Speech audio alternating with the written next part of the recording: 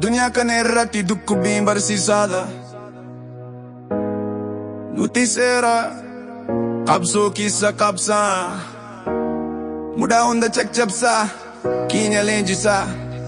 Ashiita keessa kaane buuca qilleensa sana dhageenya. Ibidda keessa diini ho'inatti dagamiira, jireenyi daandii jallaadha garuu miila koo irra nan tura. Madaa akka miidhaliyaa argate gadi koo daandii irratti beeki. Dhukkubbiin barumsa tokkicha garuu mi'aawu. Ol qabadu dhukkubbii sana fudhachuu qabda. Hawwii koo boba'aa rooba liqimsaa, sitti dadhabbii hin jiru sansalata qabsaa jira. Yeroo dunyaa ulfaatu sammuu koo gadi dhiisa.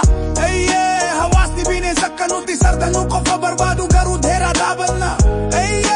Yoomiyyuu kufnu take a hit bounce back sun kuti nuti kutnuudha. Bosona konkiriitii kana keessatti yeroo hunda dammaqna. Kanaaf yeroo akka balali'u itti gadifnu amma. Mataa kee ol kaasi bu'uun hin barbaachisu. Barumsi dhukkubbii kan dabarsu waan hunda dadhabina fi gammachuu guutuu.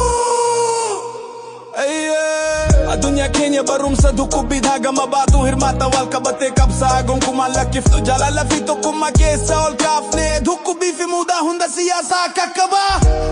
Jireenya keenya keessatti dhukkubbii jedhu